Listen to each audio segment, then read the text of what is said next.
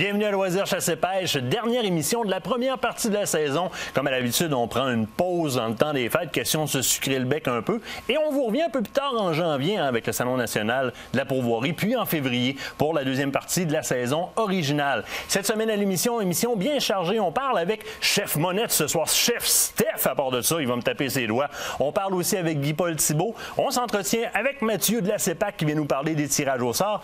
Mais d'abord et avant tout, vous savez, on vous l'a annoncé la semaine dernière et c'était promis depuis le début de la saison.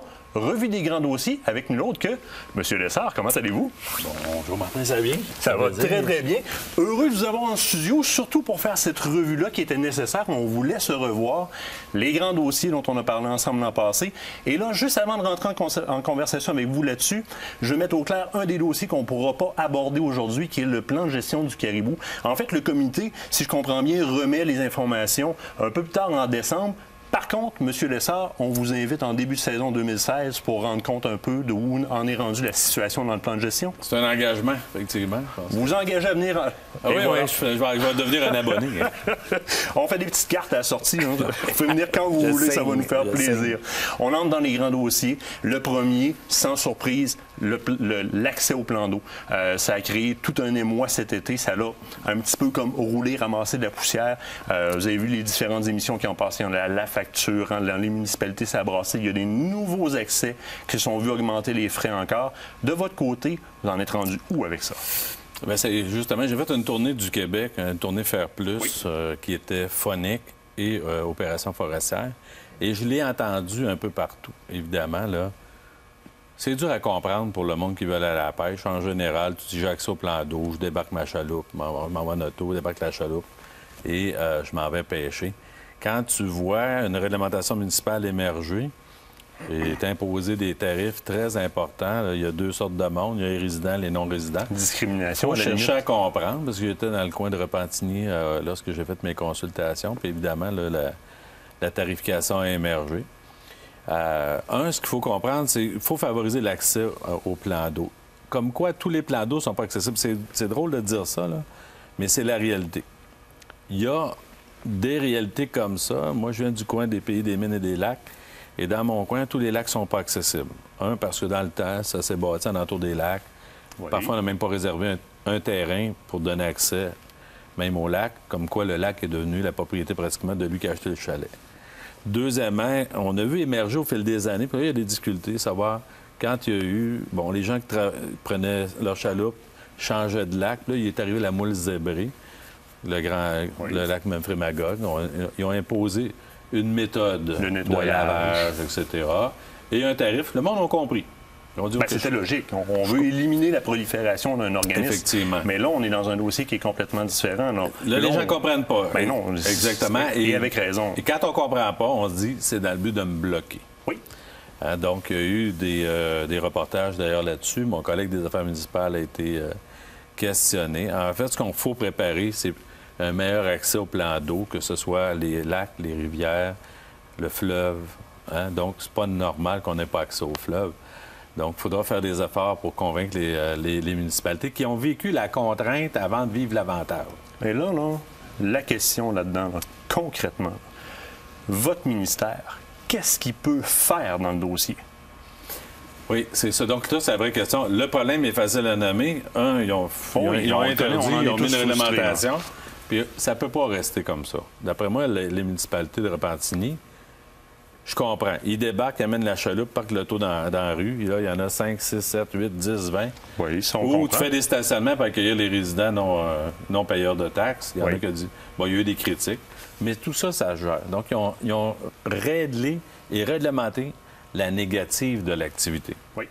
Donc, ce que ça me laisse dire, quand tu n'as pas une politique de développement, d'accès des activités chasse et pêche, accès au plan d'eau, famille, quand tu n'as pas d'équipement pour les recevoir, quand tu ne fais même pas la promotion dans ta ville de ceux qui vendent des articles de pêche, de tout ce qui est relié à la pratique de même nettoyer son poisson, le faire cuire, etc. Oui. Tous ceux qui ont fait pêche en ville, là, c'est des municipalités. Et ça, c'est un succès. Et c'est un exemple qu'on devrait prendre. Effectivement, mais pourquoi donc? Parce que, ils en font une promotion annuelle. Oui. Deuxièmement, ils délimitent le lieu où il y en aura. Troisièmement, ils font souvent de l'ensemencement pour aider Mère Nature, qui est moins généreuse au fil des années. Parce qu'il faut l'activité de pêche, il faut quand même faire de la capture, hein, c'est vraiment heureux. C'est toujours plaisant d'arriver avec un poisson bout de la ligne. Tu as la fin de la Fondation de la faune qui donne même des cannes, des associations de chasseurs-pêcheurs qui font de l'éducation. Quand tu l'organises, ça devient attrayant, attractif, et on veut les retenir. On veut qu'ils passent une journée de plus même.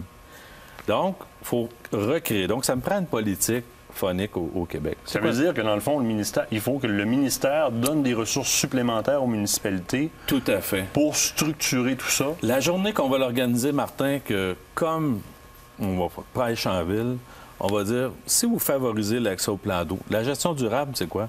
Le développement durable, c'est quoi? C'est pas seulement la qualité de l'eau, c'est l'accès à la ressource, la préservation, l'enseignement. Le collatéral. Le collatéral. Si je t'invite, exemple, de la MRC des Appalaches chez nous, je te dis à la station touristique, viens avec ta famille, on va te prêter ou te louer 10 cannes à pêche. Tu auras accès au plan d'eau. Quand tu auras pêché, tu as une place pour nettoyer ton poisson. Tu auras une place même pour le faire cuire. Puis en famille, là, un petit permis municipal, là, ça va te coûter 5-10$, tu vas avoir accès pour la famille. Honnêtement, je pense que tu vas faire des détours de ville pour y avoir accès. Utilisateur-payeur avec un attrait. Mais ça, c'est-tu possible dans un, ça prend une politique. Un futur relativement rapproché? Effectivement, là? Parce que tu sais que dans le permis qu'on paye, les permis de chasse, permis de pêche, il y a un volet qui va au fonds de développement. Hein? Oui. Donc, d'activités, promotion, mentorat, capsules, pêche en ville, éducation pour les trappeurs, etc. Donc, il y a plein de choses qu'ils font avec le 5 millions à peu près qui est redistribué. Donc, un des éléments, ça pourrait pas être l'accessibilité au plan d'eau. Honnêtement, dans une municipalité, tu mets 5 petites chaloupes par homme, puis tu peux, avec la famille, aller pêcher un après-midi. Je pense que le citoyen qui vit sur le bord de l'eau ne verra pas ça comme une agression.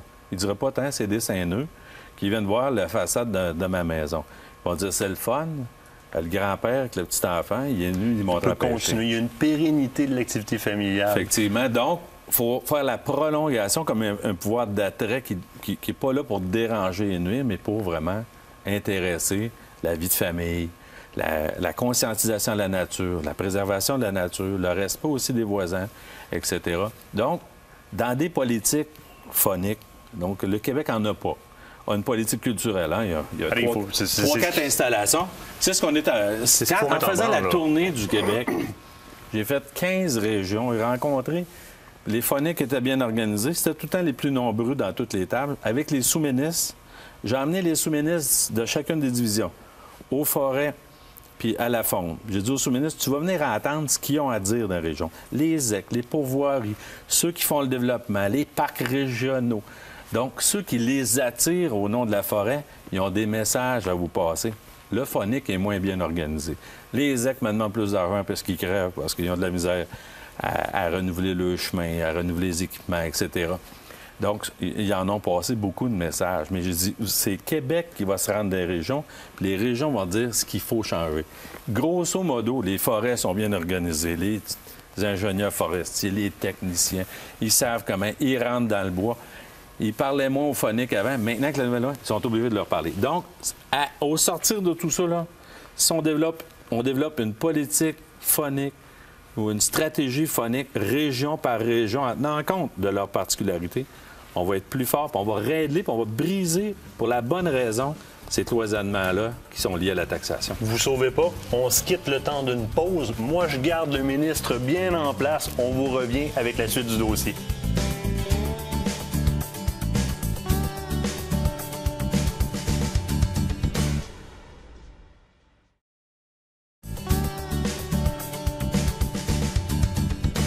De retour en studio avec le ministre Lessard, question de développer sur les grands dossiers. On a débuté en début d'émission.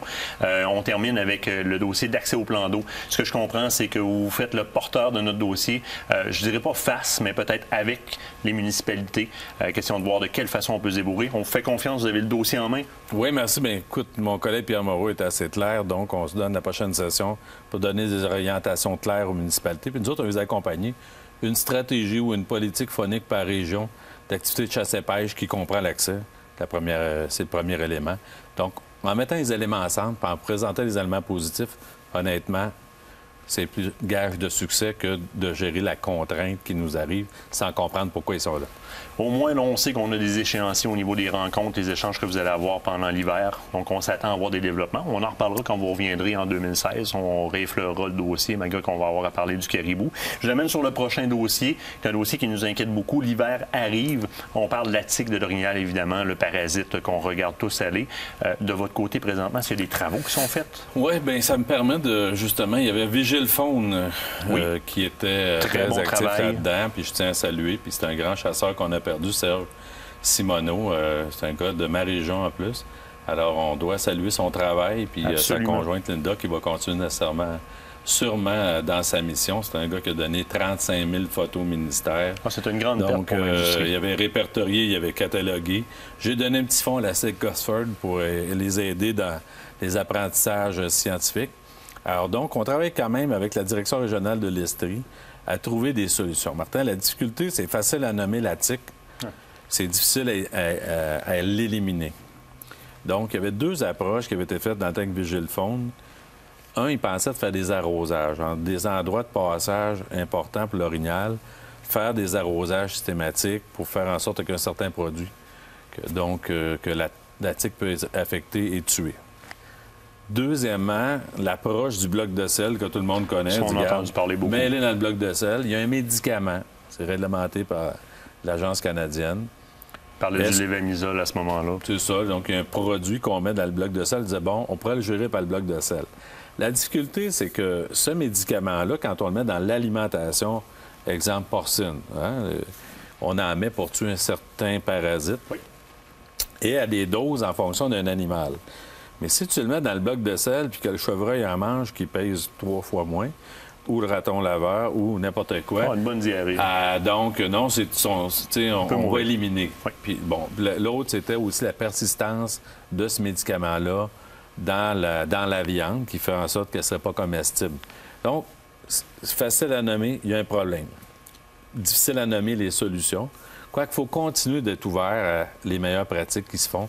On n'est pas les seuls à voir ça. Les États-Unis ont documenté, ils ont seulement fermé un peu et de pas mal, à peu près 25 de la chasse au nord, étant donné que le cheptel s'est effondré. Ouais, c'est ça. Donc, on continue de demander la collaboration. Là, je vous regarde, là, merci de l'opportunité de parler aux chasseurs. On demande la collaboration. Si vous envoyez avec les caméras que vous mettez dans les bois, envoyez-nous-les au ministère, on va les recueillir. Deuxièmement, donc, on demande, on va répertorier les captures pour voir s'il y avait la présence ou non de tiques, pour voir s'il y a une progression. Parce qu'il y en a qui m'ont dit, j'en ai vu en Mauricie, j'ai vu l'orignal était malade, était même à l'article de la mort. Donc, ça nous aide d'avoir la documentation. Puis nous autres, bien, on va voir comment, à l'échelle internationale, on peut trouver une meilleure solution. Mais on a besoin des yeux des chasseurs, randonneurs, plaisanciers. Prenez les photos. Vous êtes les yeux du ministère, vous êtes les yeux de la protection de la faune. Envoyez au ministère vos photos.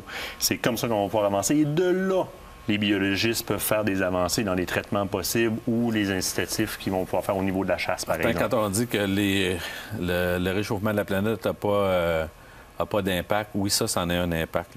Immédiatement, on a quelque chose qui vient du sud, qui s'en va au nord.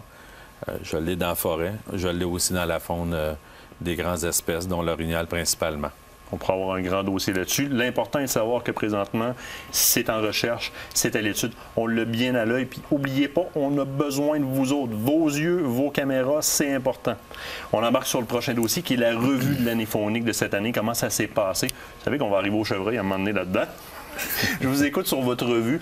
Où est-ce qu'on en est rendu cette année? Quels sont nos accomplissements? Bien, tu vois qu'en début d'année, il y a eu le grand débat sur comment le ministère est bien financé ou pas. Puis ça passait pas par 1000 solutions, ça passait par un rehaussement de certains permis. Oui, on en a parlé d'ailleurs lorsque vous êtes venu la dernière fois. Puis là, on a la chance d'avoir fait le tour du jardin. Puis est-ce que le monde a acheté autant de permis qu'avant, même si les prêts avaient monté? La réponse, c'est non. Alors, nécessairement qu'il y a 1 200 000 pêcheurs-chasseurs, 700 quelques mille pêcheurs. On avait visé le permis d'un jour. Évidemment, il y a eu une diminution. Mais donc, permis annuel, excusez. Donc, il y a eu quand même... Ils se sont rabattus sur le permis 1 jour, 2 jours, 3 jours. Il y avait des solutions moins coûteuses. Donc, grosso modo, on voit un impact de la diminution. Puis on comprend l'élasticité des prix. Les gens qui vont à toutes les chasses ont choisi certains éléments. Évidemment. Évidemment. Les revenus sont là parce que ça a sorti maintenant. Je pense que la Fondation de la Vente a dit, bien, les revenus sont là, donc les acheteurs de permis sont là. Il faut compter que quand tu montes un peu plus les permis, les revenus sont là, mais ils ont acheté moins de permis. En général, une soixantaine de mille permis de moins. Mais en général, les secteurs qui n'étaient pas visés ont eu aussi parfois des baisses. Donc, dans lequel il n'y a pas eu nécessairement d'augmentation. C'est dur de relier l'augmentation immédiate à la diminution des permis. Quand même, cet été, sur la pêche, il faut le dire, il y a eu c'était une belle été pour la pêche. Pour la pêche, on a eu une belle année. Les eaux étaient fraîches, puis il y a eu des captures intéressantes plus que les autres années. Oui. Alors donc... Printemps qui a été tardif, ça a aidé de ce côté-là, c'est sûr et certain. Il y en a qui ont fait des belles prises, les eaux ont été fraîches, donc le poisson n'a pas descendu trop profondément. Alors, ça a été bien, bien intéressant pour ça. La chasse à l'ours a été encore aussi populaire qu'avant. Oui. La chasse au dindon sauvage, même chose, même en progression. L'ours aussi en progression. D'ailleurs, il y a encore beaucoup d'ours. Il faudra regarder de ce côté-là. Là, à savoir parce que si ça a des impacts, c'est les équilibrer au niveau des quotas. Effectivement. La chasse à l'orignal puis la chasse au chevreuil. Donc, la chasse à l'orignal, donc, on a quand même des chiffres semblables à l'année passée. Mais attention, c'est une année permissive. Et là, vous me dites des chiffres semblables. Puis à la même période. C'est justement. Là, je vous arrive avec un chiffre, c'est sur toutes les lèvres. Les chiffres préliminaires nous parlent présentement de 29 000 bêtes qui ont été collectées. On parle de cerfs de Virginie par rapport à quelques 58 000 l'année passée. Et ça alerte tout de suite le milieu. Là, vous avez une réponse à laquelle je ne m'attendais pas. Oui. Bien, Martin, tu sais, tu m'as piqué ma curiosité, là, puis j'ai fait quand même mes devoirs, puis je ne suis pas un spécialiste des chiffres, mais... Sur l'orignal, on est sensiblement comme l'an passé. Puis dans l'année permissive, on avait récolté à peu près 28 000. Sur le chevreuil, parce que là, c'est ça ta vraie question. Oui, c'est la question de fond aujourd'hui. À la même période, on en a 29 000, mais tu sais, l'année finale de l'an passé finit à 55 000. On me dit tout, allez-vous atteindre le 55 000? Et le gap, il est quand même très grand. Alors, il y a une préoccupation de ce côté-là sur le fait, on va-tu atteindre le même nombre de prélèvements? Et sinon, qu'est-ce qui se passe? Est-ce que vous allez garder le même plan de gestion? Là, on le sait, l'orignal, en général, Martin, il faut augmenter, même ici dans la région de Québec, là, il faut faire quelque chose, c'est à du séminaire, puis dans bien des secteurs, dont l'approche est territoire par territoire. Hein? Oui. Tout le monde sait ça, tu prends un permis. Cette année, il y en a qui ils ont oublié dans quel territoire ils chassaient. Ça fait que souvent, ils appelaient au bureau pour dire « Je me suis trompé de territoire, je pense, en prenant mon permis. » Mais dans le chevreuil, c'est tout le Québec, à peu près. Donc, tu dis, tu vas aller chasser n'importe où. Est-ce que le comportement, est-ce que le cheptel mâle, femelle est à la même place? Il faut que je vous retienne, parce qu'il faut se quitter le temps d'une pause. Mais on va justement embarquer sur ce point-là parce qu'on a beaucoup de chasseurs qui ont des messages à ce niveau-là, qui veulent les voir entendus par leur ministre. On se quitte le temps d'une pause, on vous revient. Inquiétez-vous pas, on reste dans le chevreuil. Les questions que vous avez posées, on va les acheminer au ministre. Restez là.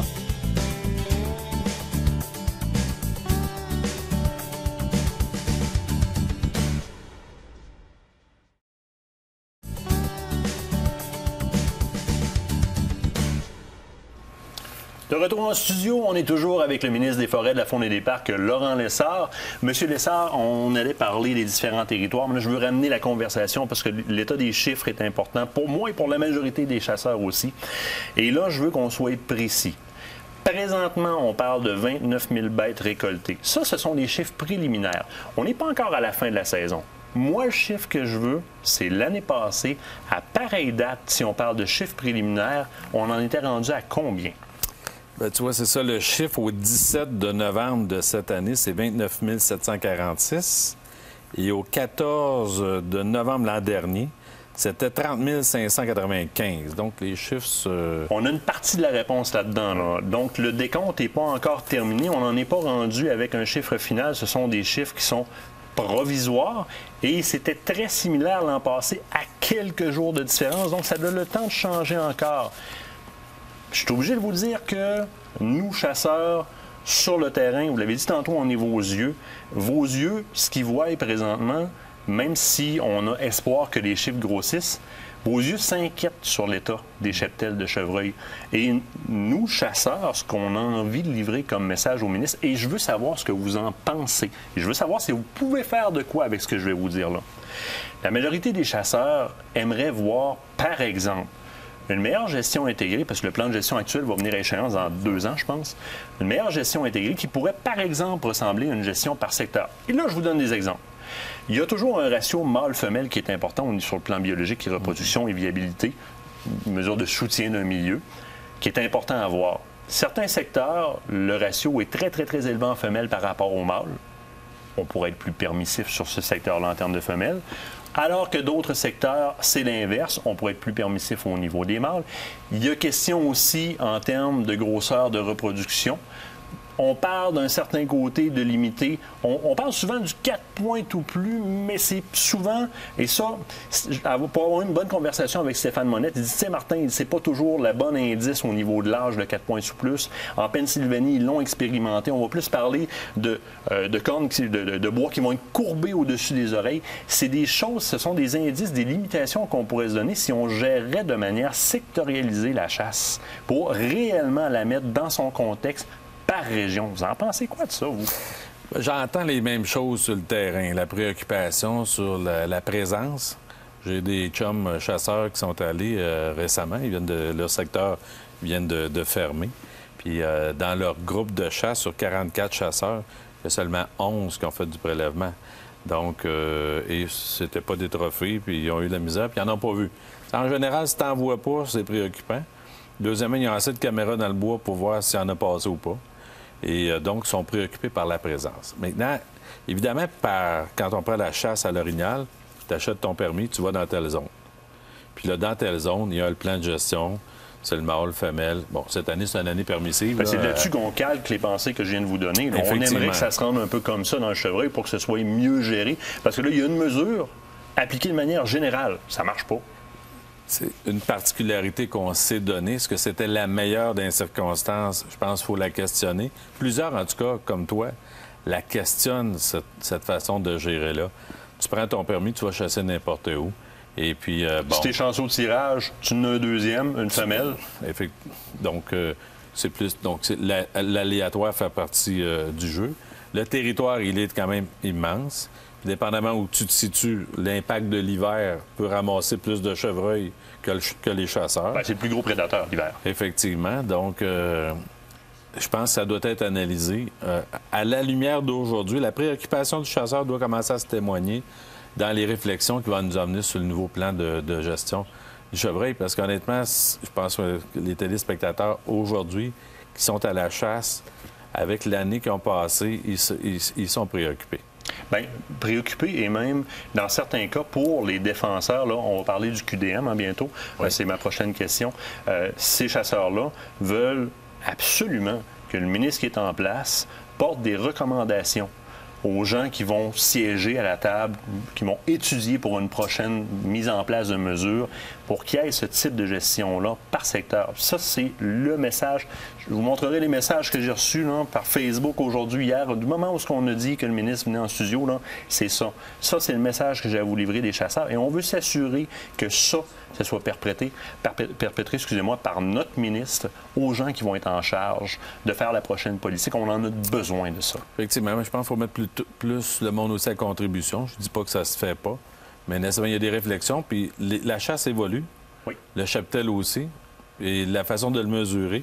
Est-ce que les plans de gestion réagissent assez rapidement lorsque des événements comme un hiver difficile viennent changer de façon plus dramatique le plan de gestion? Il y a des endroits qu'on me pose la question pourquoi vous n'avez pas permis cette année plus de femelles ou plus de mâles, etc. D'abord, est-ce que l'inventaire a bien été fait dans ce secteur-là? On ne le sait pas toujours. Est-ce qu'on a toujours eu les ressources, Martin, il faut le dire, le ministère, pour le faire? Maintenant, on ne se posera plus la question. Depuis qu'on a bien financé le ministère, on est capable, de gérer le risque. Quel est le cheptel le plus susceptible d'être, mettons, frappé cette année par un hiver annoncé difficile? On sait que ça aura des répercussions sur le prélèvement par la suite. Donc, on est capable de s'adapter en disant, OK, je vais travailler plus fort là-dessus que d'autres cheptels qui seraient moins impactés. Donc, moi, j'entends bien ça, puis il faut que ça teinte nos plans de gestion. sincèrement, on a bien réussi dans l'Orignal, il faut le dire. Ça fonctionne bien. Il reste des affaires, des écueils. Ça, il faut que ça soit une référence. Il nous reste à peine 3 minutes. Il faut que ça soit une référence. Moi, ce que j'ai envie de vous dire aussi, une personne avec qui je parle beaucoup dans le domaine, c'est Stéphane. Stéphane m'amène souvent l'exemple. Il dit, Martin, il dit, il faut prendre l'exemple sur les choses qui se font en Pennsylvanie. Lui est impliqué là-dedans. Il y a des grosses réussites de ce côté-là. Les gens chez vous qui peuvent aller chercher un peu de ressources à savoir qu'est-ce qu'ils ont fait, on vous invite à le faire. Ils ont réussi. Leur tarte aux pommes est bonne. Demandez-leur qu'ils vous emailent la recette. On va en manger de la bonne. Oui, effectivement. On a un projet pilote là, en Estrie actuellement sur la taille légale des bois. Le QDM, donc, il sera mis en place. La région y travaille. Il faudra voir à l'expérimentation, c'est une durée assez longue pour voir si biologiquement, malgré les hivers difficiles, etc., ne sont pas exempts de ça. Si ça donne, les attentes sont répondues. Donc, on a annoncé qu'on le faisait. Dans le temps, on disait, il n'y a pas l'argent, il n'y a pas ci, il y a un petit réglementation à changer. Mais on est ouvert à des expérimentations. J'ai même testé, vous vous souvenez, je pense qu'on en avait parlé de dindon sauvage, la Gaspésie voulait en avoir. Lors de la tournée, honnêtement, il n'y avait pas d'adhésion. Il y avait même des gens qui dénonçaient le fait que si on l'introduisait, son habitat n'était pas correct, des producteurs. Honnêtement, il y avait 2-3 personnes qui disaient oui, puis toutes les autres faisaient non. Dans ce cas-là, il ne faut pas l'implanter. Ça ne sera pas une expérience heureuse. Faut écouter. Et il n'y aura pas des bons résultats. Donc, il faut écouter. Très rapidement, il nous reste à peine 1 minute. Votre tournée Faire Plus, j'ai entendu quelques chasseurs me rapporter. J'y étais, j'ai écouté les points de presse. J'ai l'impression que le ministre s'intéressait plus à la forêt qu'à la faune. Oui, je l'ai entendu dans toutes. J'ai fait 15 régions. La plupart du temps, la faune était mieux représentée. Nécessairement, je ne participais pas aux ateliers parce qu'il avait dit, si je vais à la forêt privée, il aime mieux la forêt privée. D'ailleurs, je l'ai essayé la première fois. Quand on a commencé à Mauricie, j'étais allé à l'atelier phonique, puis après 10 minutes, il ne parlait plus au ministre, il me parlait à moi. Donc, j'étais l'élément perturbateur de la réunion. Donc, il n'y avait plus de compte-rendu possible. Après ça, j'ai précisé que je n'allais pas le faire, mais puis je le sentais, la préoccupation, en disant, si je ne mentionnais pas 10 fois faune, c'est comme si je n'avais rien dit. Alors donc, ils sont souffrants parce qu'ils sont moins bien organisés, parce que, je vous le dis, les forestiers, eux autres, ça marche, ça fonctionne, ils ont les sous, la forêt paye, etc.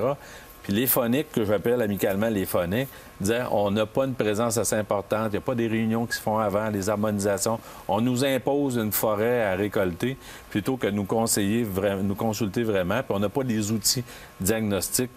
Le secteur phonique est à rehausser pour qu'à la table des harmonisations, il y ait des équilibres plutôt que de se faire écraser par lui qui veut récolter la forêt. Et là, vous l'avez le message, là? On veut entendre parler plus de faune dans ces points de presse-là au niveau de la tournée Faire Plus. On attend que ça. C'est déjà tout pour nous. On se revoit, nous autres, en 2016. Vous êtes commis à ça. Je vous remercie d'être passé en studio. Je vous garde, je vais avoir deux, trois petites choses à vous parler de toute façon. On parlera du caribou comme ça? Oui, puis on parle du caribou au retour. Des saumons, ça me tente, ça me tente. On s'en va pour une pause. Au retour, on parle de braconnage et de la saison 2015 de chasse au cerf de Virginie.